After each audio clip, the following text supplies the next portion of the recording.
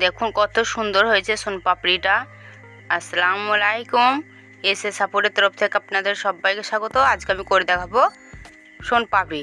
তার জন্য নিয়ে নিয়েছি এই বাটির 2 বাটি ময়দাটা আমি ভালো করে ভেজে নেব। একবার এভাবে ভালো করে নাড়তে হবে, না হলে পুড়ে যাবে। আমার ময়দাটা ভাজা হয়ে গেছে। এই বাটিরই 2 বাটি চিনি নিয়ে নিয়েছি।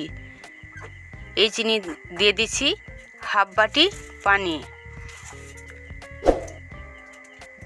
আমি দিয়ে দিচ্ছি লেবুর রস, যাতে রসটা না জমে যায়। এবার আমি নাড়তে থাকবো। আমি দেখছি আমার হয়ে গেছে কি না। ক্যারামেলটা ভালোভাবে যদি না হয় তাহলে কিন্তু সোনপাপড়িটা হবে না।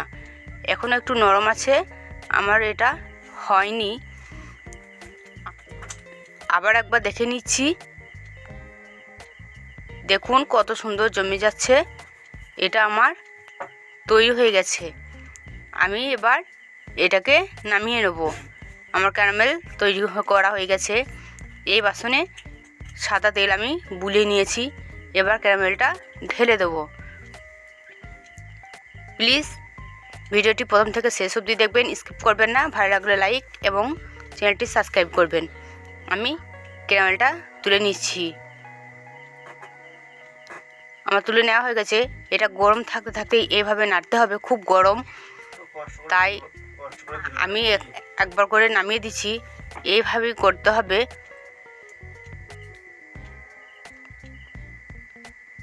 আবারও ময়দাগুলো ঢেলে দিলাম।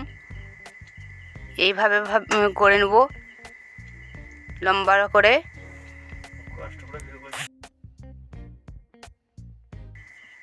এইভাবে করে নিতে হবে। এবার আমি সমানে ময়দাতে মাখতে থাকবো। এটা গরম অবস্থাতেই করতে হয়। ক্যারামেলটা না ভালো হলে কিন্তু সোনপাপড়িটা ভালো হবে না। এইভাবেই করতে হবে। দেখুন কত সুন্দর লেয়ারগুলো হচ্ছে।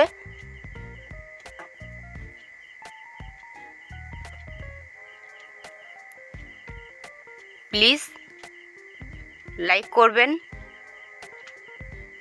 দেখুন কত সুন্দর হয়েছে। এইভাবে করেই আমি তৈরি করে নেব। আমার তৈরি করা হয়ে গেছে। এবার একটা বাটি নিয়ে নিয়েছি।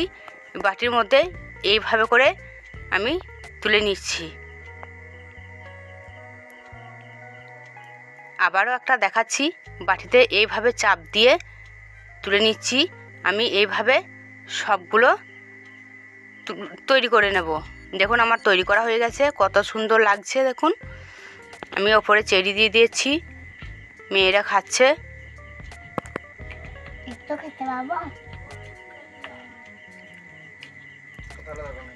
কেমন হয়েছে? খুব সুন্দর হয়েছে। চ্যানেলটাকে লাইক এবং সাবস্ক্রাইব করুন।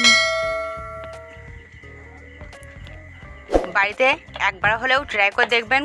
কোনো ঝামেলা নেই, দুটো উপকরণেই তৈরি হয়ে যাবে।